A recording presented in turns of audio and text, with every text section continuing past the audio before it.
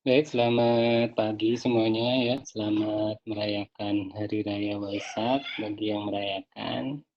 Kalau ada ibadah boleh di skip kuliahnya nanti PowerPoint-nya bisa dilihat-lihat.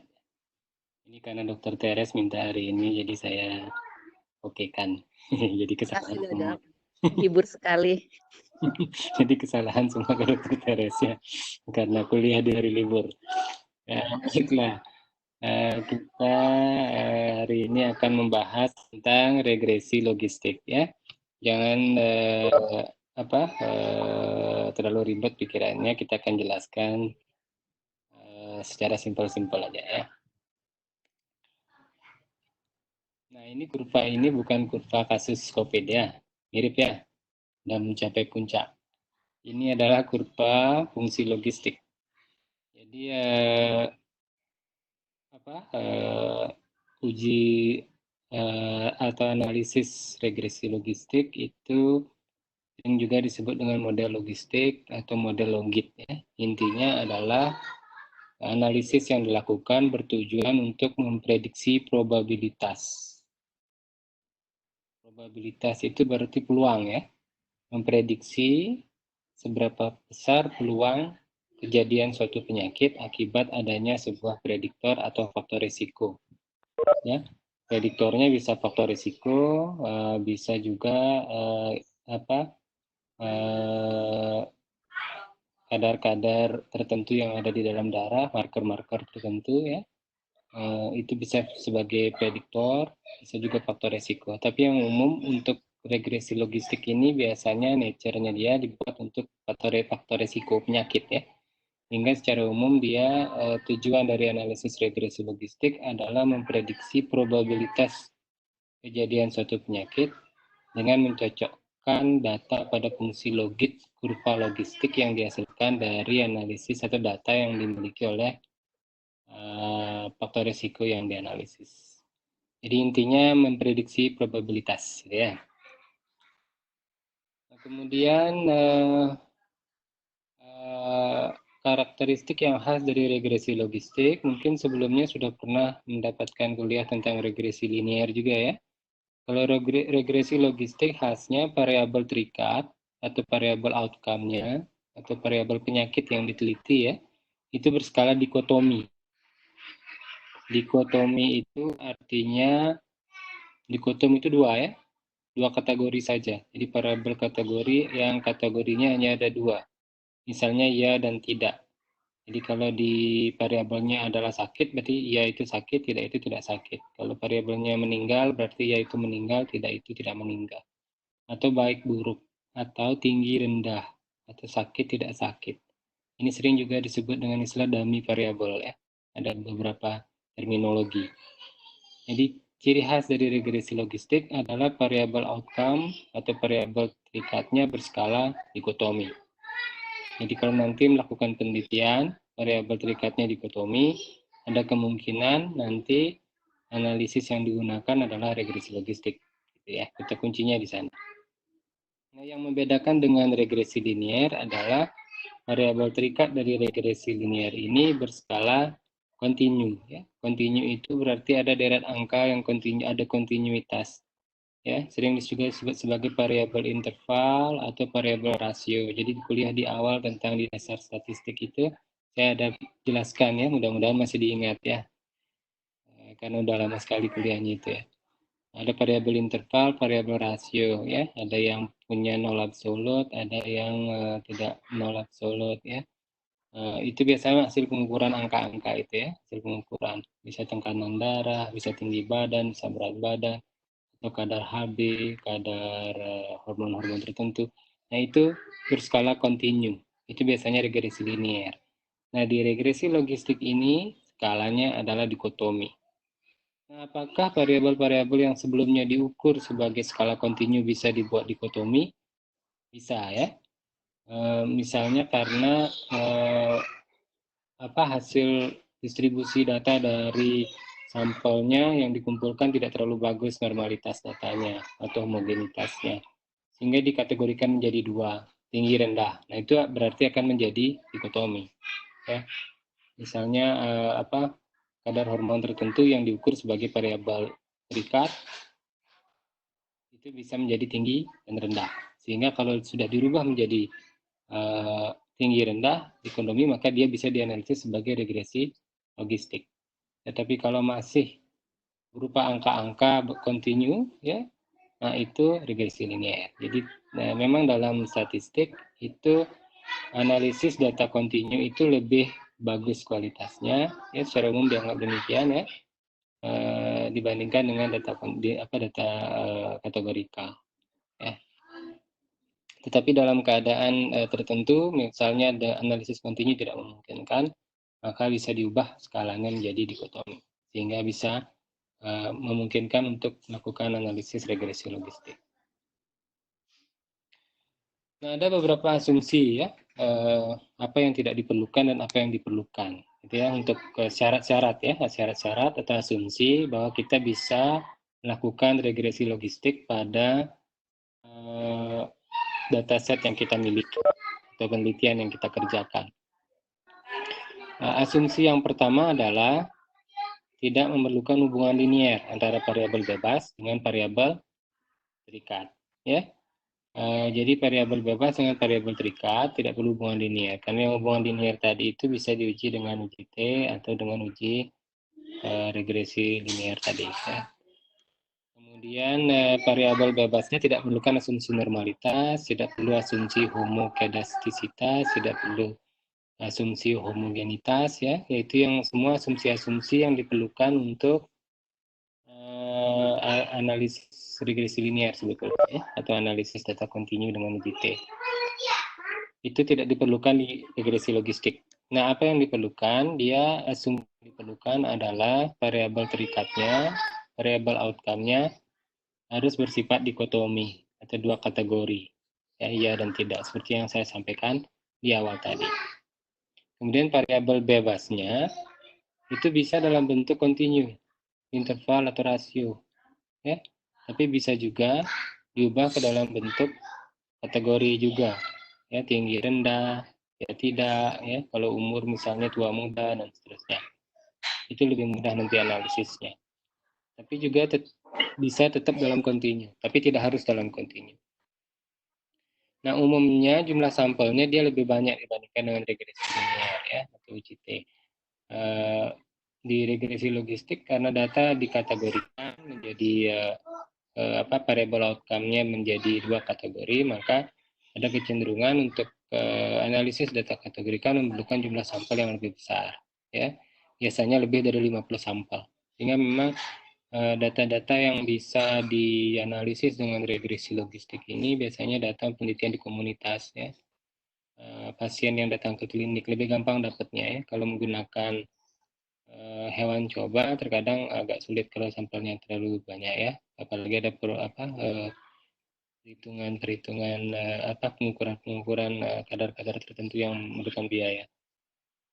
Sehingga bisa dijadikan opsi, ya, kalau nanti penelitiannya menggunakan setting di klinik, itu sampelnya kalau mau melakukan uji dengan regresi logistik sebisa mungkin lebih dari 50 sampel, ya, untuk sebuah variabel prediktor atau variabel bebas. Kalau lebih dari satu tentu lebih banyak lagi. Jadi ada perhitungan sampelnya, ya, menggunakan rumus sampel size untuk uji klinik, ya, dengan mempertimbangkan proporsi, ya, proporsi antara yang pada yang kelompok yang terekspos dan tidak terekspos dan mengalami penyakit atau tidak mengalami penyakit berdasarkan penelitian sebelumnya. Jadi regresi logistik ini merupakan pendekatan non-linear log transformasi yang tujuannya adalah memprediksi odd ratio. Pernah mendengar, ya, istilah odd ratio? Jadi ada istilah odd ratio, ada istilah relative risk, ada istilah confidence interval, ya, itu istilah statistik. Odd ratio dan relative risk itu untuk menilai seberapa besar ininya, ya, kekuatan hubungan dari variabel. Sehingga dalam uji regresi logistik nanti hasilnya adalah odd ratio, rasio odd, atau seberapa besar kekuatan hubungan antar variabel bebas dan variabel. Nah, ini model-model persamaan ya. Ini penting karena biasanya penelitian hanya terhenti pada menemukan odd ratio, tapi sebetulnya regresi logistik juga bisa merumuskan persamaan ya. Kalau di regresi linear mungkin sudah dijelaskan persamaannya seperti ini ya, linear ya. Y sama dengan B0 plus B1 X plus Y dan seterusnya kalau variabelnya banyak. Dan di regresi logistik ada menggunakan logaritma natural. Ya, ini harus dipikirkan ya. Artinya ya beginilah ininya ya. Rumus-rumusnya. Nanti yang dihitung adalah probabilitas. P yang pakai capil ini adalah probabilitas logistik. Ya, nanti di belakang akan saya jelaskan lagi ada formula yang lebih sederhana untuk menghitung probabilitas. Karena tujuan akhir dari regresi ini adalah untuk menilai probabilitas seperti saya sampaikan di awal tadi. Ya. Nah, exp ini adalah fungsi eksponen atau disebut dengan E ya. Itu yang disebut dengan odd ratio. Jadi fungsi eksponen dari B itu adalah odd ratio. Nanti ini langsung keluar hasilnya di SPSS ya. Kita nanti berlatih menggunakan SPSS. Sehingga nanti persamaan logistik regresi yang dihasilkan dari hasil analisis adalah seperti ini. Y sama dengan konstanta plus A1X1 plus A2X2 plus dan seterusnya sampai X. Tergantung jumlah variabel variabel bebas yang diteliti. Kalau cuma 2 berarti cuma sampai 2, tapi kalau lebih dari 2 bisa lebih banyak lagi ya. Jadi A ini adalah nilai koefisien dari setiap variabel ya. Kemudian X ini adalah nilai dari variabel. Jadi ini bisa variabel kategorikal, bisa juga variabel kontinu ya. Jadi konstanta yang dihasilkan dari uji logistik regresi. Jadi semacam memprediksi dengan rumus ya. Artinya dengan mengkombinasi faktor risiko atau prediktor kita mendapatkan rumus seberapa besar probabilitas nanti seseorang akan mengalami suatu penyakit gitu ya. Penyakit tertentu yang diteliti tentunya. Baik, itu sedikit background untuk latar belakang untuk kapan dan kenapa menggunakan logistik regresi dan apa saja asumsi-asumsinya atau syarat-syaratnya. Nanti setelah ini kita akan latihan dengan SPSS karena kita online mungkin agak sulit ya karena komputernya harusnya 2 gitu ya. Satu untuk mendengarkan ini dan satu untuk buka SPSS. Tapi mungkin sekarang didengarkan saja. Nanti PowerPoint-nya saya share dan datanya saya kirim lewat Korti nanti ya, data yang digunakan untuk latihan. Kami udah siap loh dok dengan 2 komputer. Wah. Gak dok, apa-apa lanjutkan. 1 handphone, 1 komputer, jadi bisa dok. Oh gitu ya, oke silakan. Tapi datanya belum saya share. Nah itu masalahnya. Oke dok. Nah, alasannya alasan diterima. Selalu diterima. Ya, Oke, ada jadi excuse. penelitian kasus kontrol ya, saya sampaikan tadi logistik regresi itu memang pada penelitian case control banyak dikerjakan ya.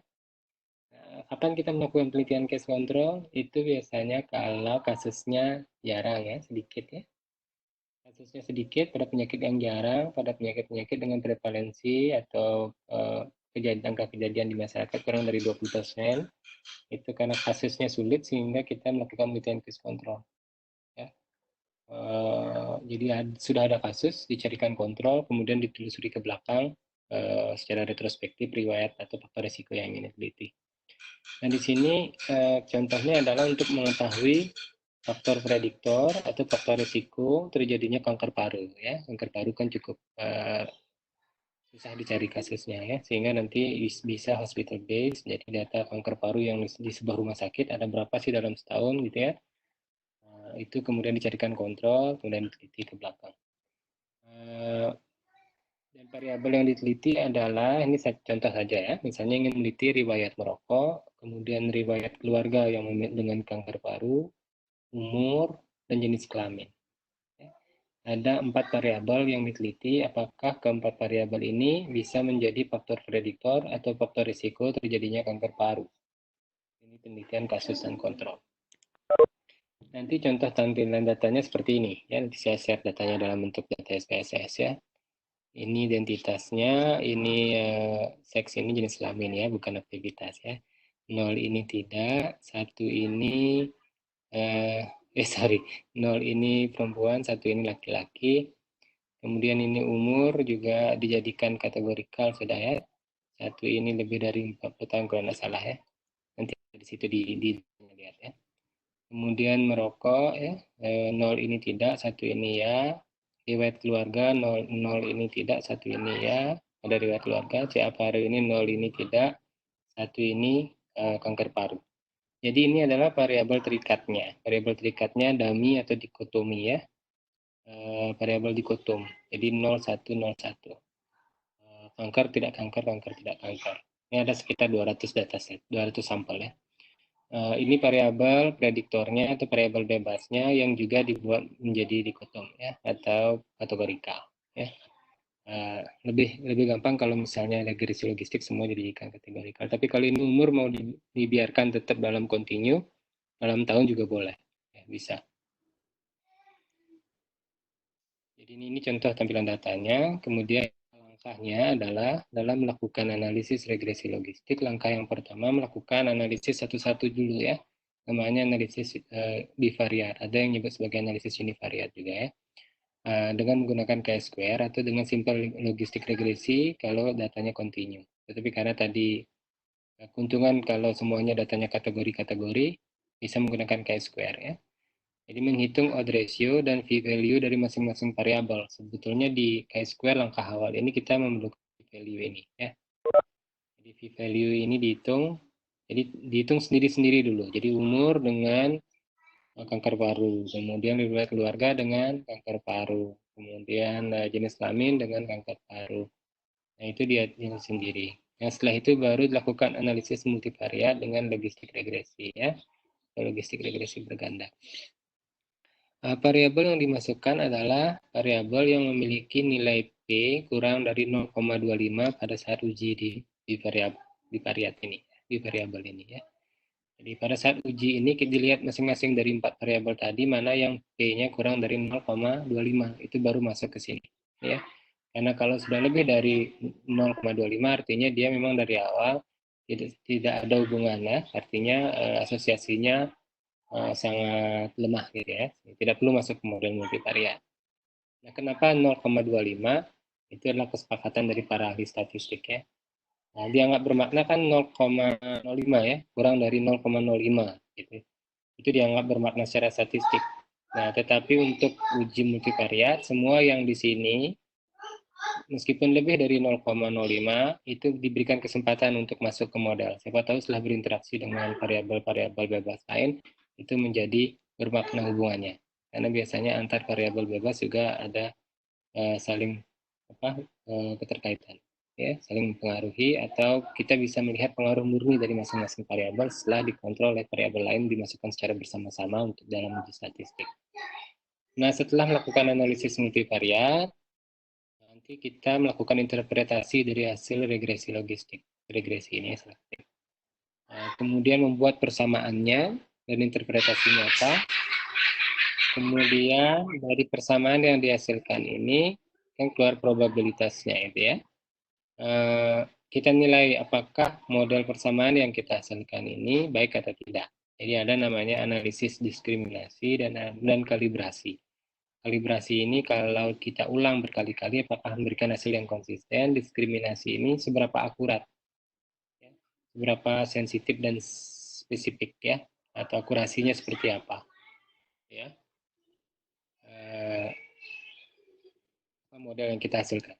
Jadi bagusnya dari regresi logistik ini kita ada semacam penemuan di sini ya, kita menemukan persamaan baru untuk suatu prediksi satu penyakit. Meskipun nanti tidak tahu diskriminasi dan kalibrasinya seperti apa. Baik, dari data tadi ya, untuk melakukan langkah yang pertama tadi melakukan analisis bivariat ya, bivariat. Langkahnya adalah analyze, kemudian descriptive statistic, kemudian pilih cross tags ya. Nah, keluar dia.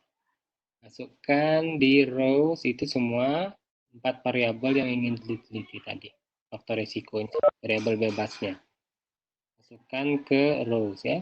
Jenis kelamin, umur, merokok, atau riwayat merokok dan riwayat keluarga. Masukkan di kolom adalah variabel terikat. Dalam hal ini adalah kanker paru ya. Jadi semua variabel kategorikal ini ya. Jadi sudah masuk di rows untuk semua variabel bebas dan variabel terikat masuk di kolom. Nah, di sini ada opsi, ada beberapa tombol yang bisa kita, yang mana sih yang harusnya di customize atau di setting ya. Yang pertama statistik ya. Statistik kita pilih tadi apa di awal chi-square ya. Nah, chi-square supaya keluar nilai odd ratio-nya juga bisa dilihat risk-nya ya. Chi-square dan risk dicentang dua ini ya. Pilih chi-square dan risk. Klik continue. Tadi di sini ada sel juga ya. Tadi kan statistik sudah, sel, kemudian setelah itu kembali akan kembali seperti ini, kita klik sel ya. Sel yang dicentang adalah observe dan kolom percentage ya. Kenapa kolom percentage? Karena pernah saya sampaikan di dasar statistik di awal ya. Kalau penelitiannya case control, pilihlah kolom percentage ya, karena kita bergerak atau menginterpretasikan data dari kolomnya. Yang ada di kolom itu tadi kan kanker paru ya dan tidak. Nah, berbeda dengan penelitian cross-seksional, penelitian cohort, penelitian trial atau intervensi. Itu biasanya yang dipilih adalah row percentage. Jadi paling banyak data itu ditampilkan dalam bentuk row percentage, tapi untuk penelitian case control kita menggunakan kolom percentage. Jadi ingat yang ditik adalah observe dan kolom percentage ya. Klik continue ya, continue, maka oke gitu ya, maka keluar outputnya seperti ini. Ya, semua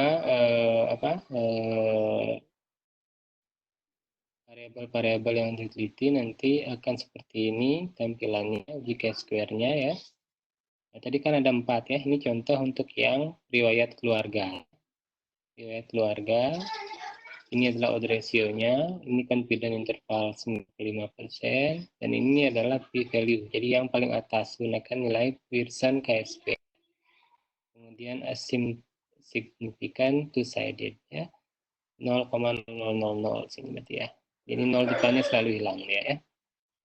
Ini tampilannya hasilnya banyak, nanti ada untuk masing-masing faktor risiko ada ya.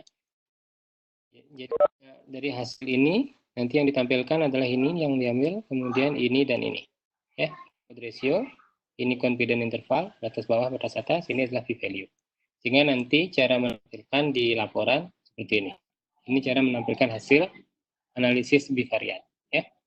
Sehingga dengan analisis tadi didapatkan jenis kelamin pria wanita, proporsinya cross tabulasinya seperti ini, temu odd ratio dan confidence intervalnya sekian. Ini tadi yang dimunculkan tadi yang riwayat keluarga ya. 9 odd ratio-nya 9 4,7 17. 4,7 9 17. Ini adalah odd ratio dan confidence interval. Ini p-value-nya. Ini biasanya juga muncul hasil cross tabulasinya ya. Tabulasi silang antara riwayat keluarga dengan kanker, umur dengan kanker, dan sebagainya. Jadi data mohon maaf agak ribut ya, anjing saya semua teriak-teriak. Jadi data yang muncul di hasil analisis di output itu kemudian ditampilkan seperti ini. Ini adalah tabel pertama dari hasil analisis bivariat ya. Nah, dari sini apa yang bisa dilihat? Kita lihat p-value-nya ya. Ini 0,00, ini bermakna sekali ya, kurang dari 0,05. Ini lebih dari 0,05 tetapi masih kurang dari 0,25 ya. Ini sudah lebih dari 0,25. Jadi meskipun ini tidak bermakna, tetapi nanti ini akan masuk ke variabel sebagai variabel yang akan masuk ke multivariat analisis dengan logistik regresi. Jadi yang variabel yang masuk ke logistik regresi nanti adalah 3 variabel ini: umur, riwayat keluarga, dan riwayat merokok. Sedangkan jenis kelamin tidak dimasukkan lagi karena p-value-nya sudah terlalu jauh lebih besar dari 0,25. Jadi langkah pertama sudah ya. Kalau ada yang tidak jelas langsung saja di ini ya, langsung unmute kemudian ngomongnya. Ya. Kalau yang kurang jelas. Atau semuanya tidak jelas kali ya. Oke. Eh, lanjut ya. Nah, kita sudah dapat tadi ya, ada masuk umur, riwayat keluarga, riwayat merokok ya. Langkah yang kedua adalah melakukan uji multivariat analisis. Yang dilakukan adalah analyze, regression, binary logistic. Diklik analyze, pilih regression, pilih binary logistic. Nah, keluar dia. Masukkan CA paru sebagai variabel dependent atau variabel terikat. Kemudian masukkan 3 variabel tadi yang p-value-nya kurang dari 0,25, yaitu umur, riwayat merokok, dan riwayat keluarga. Ya, selama ini tadi tidak lebih dari 0,25 ya. 3 ini masuk ke covariate. Jadi variabel yang v-nya kurang dari 0,25 di bivariat dimasukkan ke covariate. Ya. Kemudian pilih metodenya di sini, ada metode enter, ada metode forward, ada metode backward. Sebetulnya mana saja boleh dipilih ya. Hasil akhirnya sama, cuma langkah-langkahnya berbeda. Nah, itu ada kuliah tersendiri lagi, berapa sesi kalau mau. Tapi untuk memudahkan karena lebih simpel di klinik, biasanya logistik regresi untuk faktor risiko paling sering menggunakan backward LR. Yang paling simpel ya, langsung keluar hasil. Nanti apalagi variabelnya tidak terlalu banyak ya. Jadi anggaplah di sini pilih backward LR di metodologi ya. Nah, di sini juga ada beberapa tombol ya, ada kategorikal, ada save, ada option ya. Kita klik di option, aktifkan ini ya. Hausmer, Lanzo, Goodness of Fit. Kenapa ini? Ya ikuti aja. Ini adalah uji untuk nanti menilai seberapa bagus hasil yang kita dapatkan. Tadi kan di langkah akhir itu saya sebutkan ada untuk melakukan kalibrasi dan melakukan uji akurasi ya. Jadi untuk menilai kalibrasi itu menggunakan Hosmer Lanzo Goodness of Fit. Ya. Ini saja diubah. Kemudian confidence interval untuk odd ratio-nya untuk fungsi eksponen B-nya adalah 95%. Ini sudah default, biasanya tidak perlu diubah. Ya, yang lain tidak perlu diubah, kemudian continue ya. Jadi tadi ada option, kemudian ada save ya. Di save itu aktifkan tick ya, tick predicted values untuk probabilities. Nah, kenapa ini diaktifkan? Karena nanti setelah ini di-take, kemudian dianalisis, akan muncul variabel baru atau nilai predicted values. Nah, nilai variabel baru yang nilai probabilities inilah yang nanti akan kita gunakan untuk melakukan uji diskriminasi ya. Untuk menilai seberapa akurat model regresi yang kita hasilkan, persamaan yang kita hasilkan. Ya. Jadi tadi di sini ada Hosmer Lanzo, di sini ada probabilities. Jadi ini ingat diaktifkan. Nah, kemudian juga tadi di sini ada kategorikal ini ya. Kalau diklik maka akan muncul seperti ini. Dipindahkan semua variabel-variabel yang kategorikal ke covariates. Kalau ada misalnya umur bukan, tadi kan umur kita jadikan kategori ya 01 ya, umur tua, umur muda. Tapi kalau dia tetap menjadi variabel kontinu, biarkan di sini. Ya. Kalau tidak, masukkan ke sini. Kemudian indikator, ini indikatornya itu diubah apakah first atau last. Jadi ini adalah reference value-nya. Reference value-nya. Jadi yang reference value itu adalah yang lebih tidak berisiko. Artinya yang dijadikan kontrol. Misalnya kalau tadi riwayat merokok, 0 itu adalah yang tidak ada. Kemudian 1 adalah yang merokok. Begitu juga dengan umur tadi ya, 0 itu yang lebih muda, 1 itu yang lebih tua. Jadi yang first ini berarti yang nilainya lebih awal. Ya.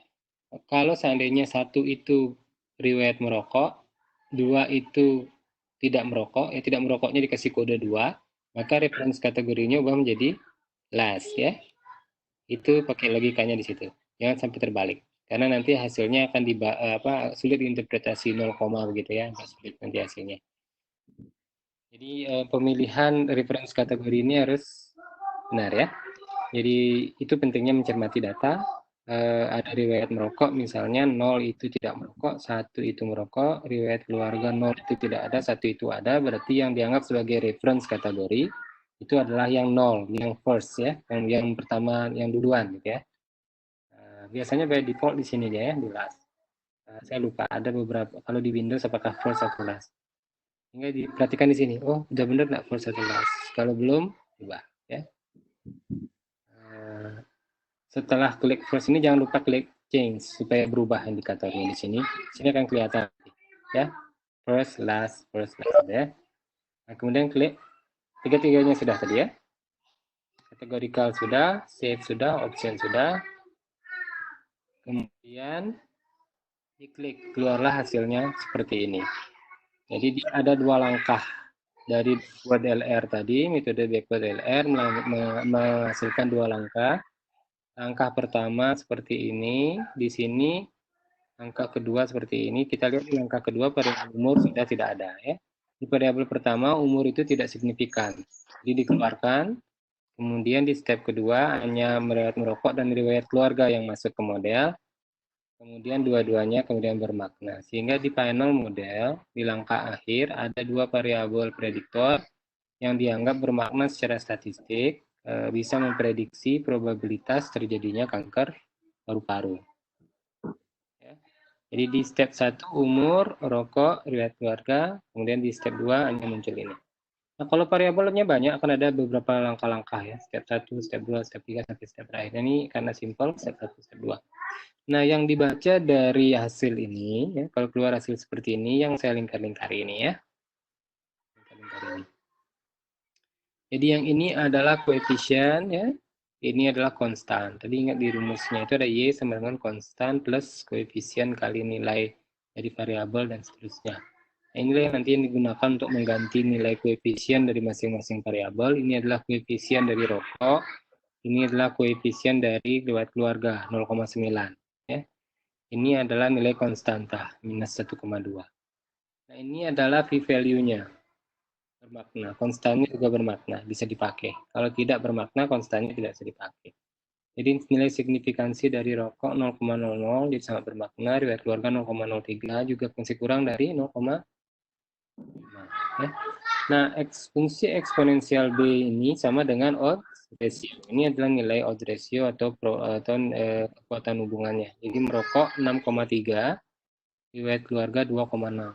Ini adalah batas bawah dari confidence interval 95%, ini adalah batas atas dari confidence interval 95%. Jadi dari sini aja kita sudah bisa membaca ya, mereka yang merokok 6,3 kali lebih besar peluangnya untuk balik ya, karena dia case control.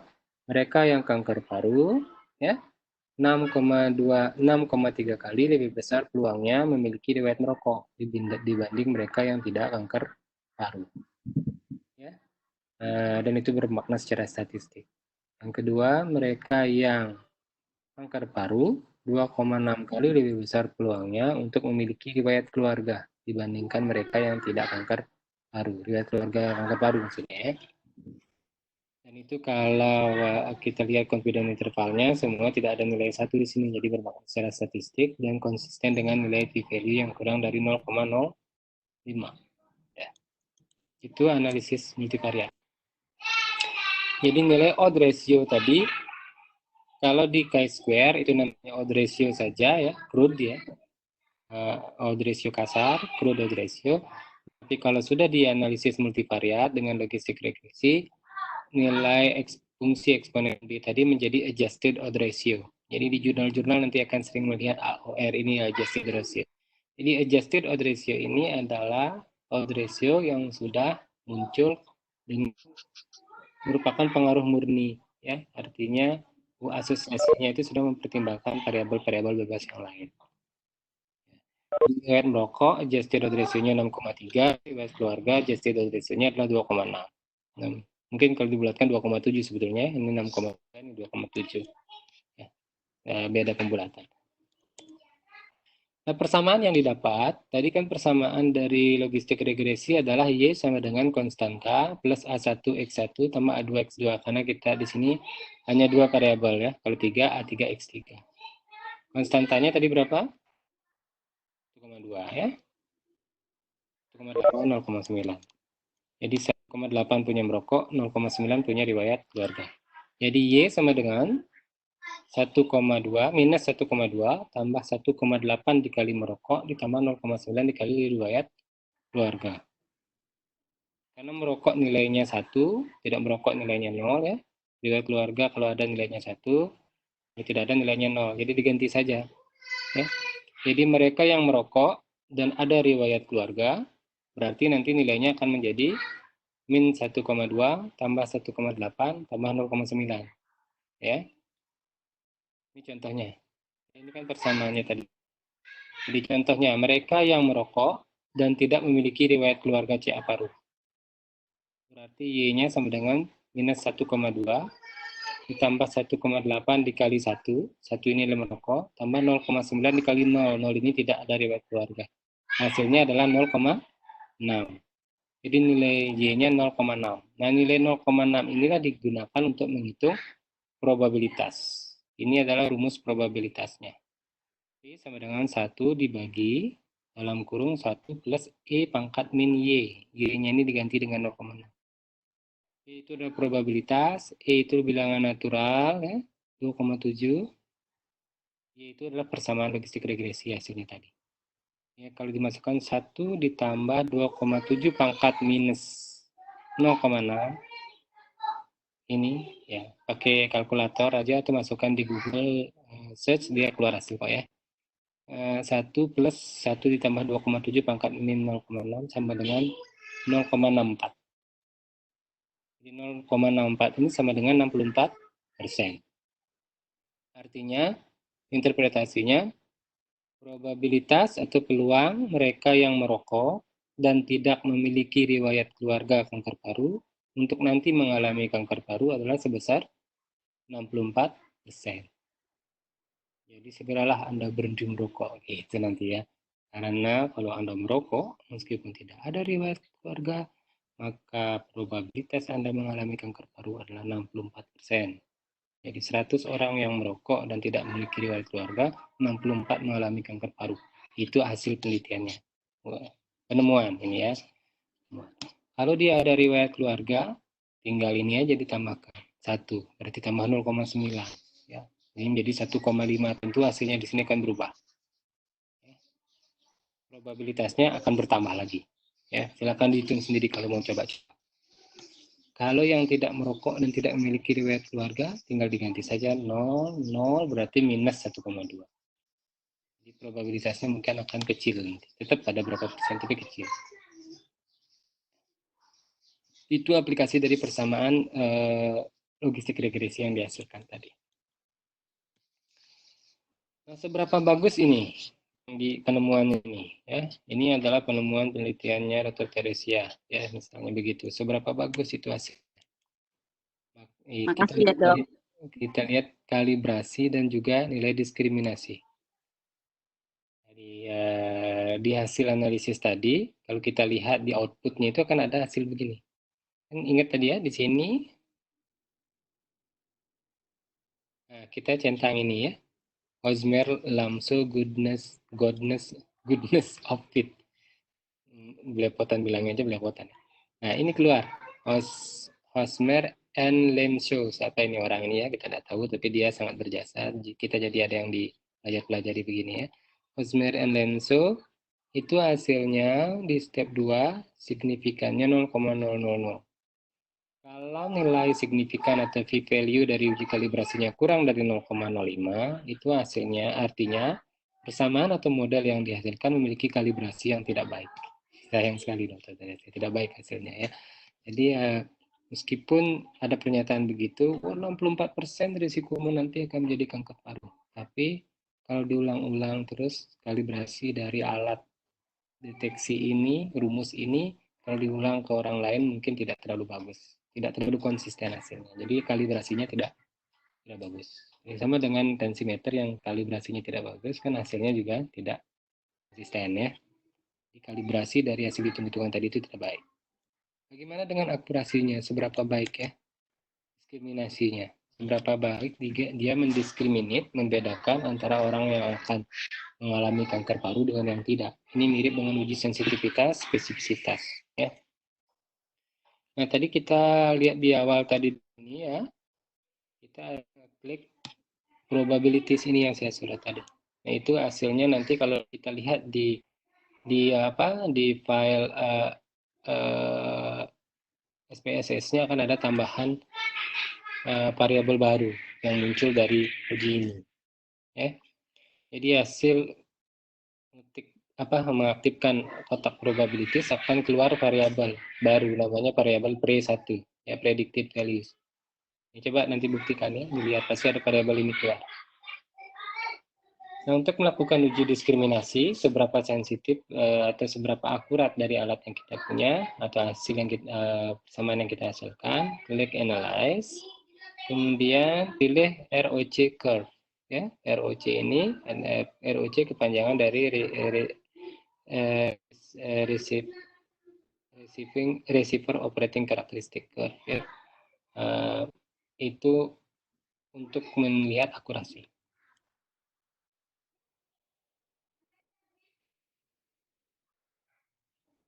Nah, setelah klik itu akan keluar tombol ini. Jadi masukkan di tes variabel, itu masukkan yang pre1 yang tadi. Yang ini ya, variabel pre1 ini ya, yang keluar otomatis yang kita punya. Masukkan di tes variabel, itu yang akan diuji. Ya. Kemudian di state variable, masukkan kanker paru, karena kita ingin melihat seberapa baik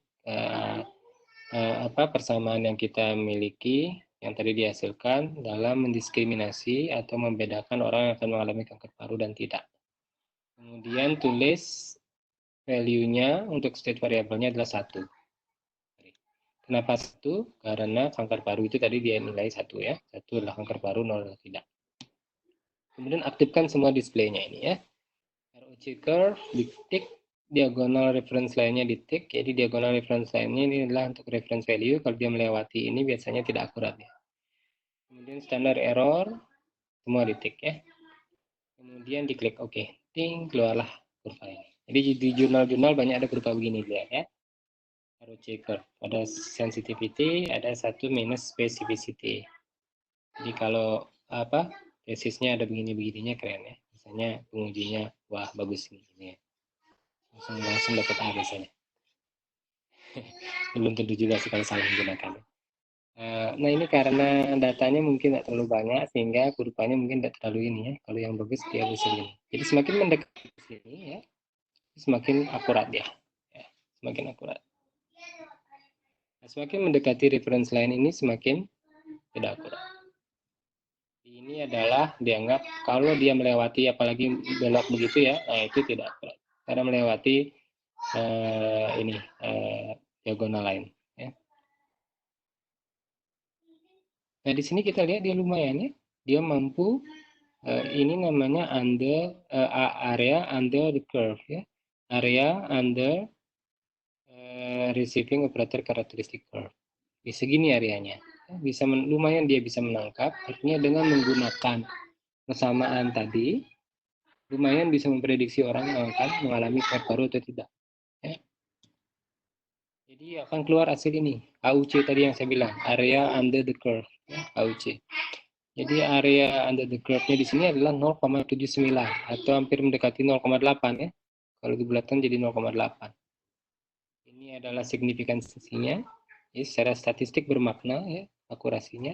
Ini nilai bawah, nilai atas. Ya. Jadi kalau kita masukkan ke referensi yang ada, maka 0,8 ini, 0,79 ini masuk di sini. Sedang ya. Jadi kemampuan diskriminasinya, akurasinya dia adalah sedang. Lumayan lah ya daripada tidak ada yang dipakai gitu ya.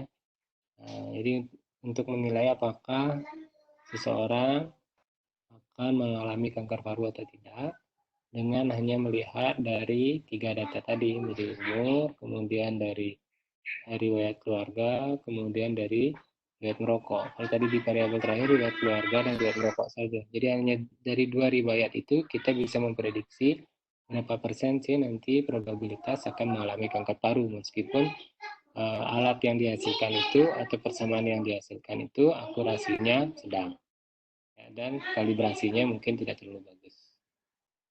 Itu mungkin kurang lebih seperti itu ya. Untuk materi kuliah silakan diunduh di sini ya, di scan sekarang layarnya pakai mobile phone-nya ya. Kalau tidak mau berarti ganti handphonenya ya. Biasanya keluar langsung PDF materinya. Ya. Mungkin itu yang bisa saya sampaikan. Kalau ada yang kurang jelas silakan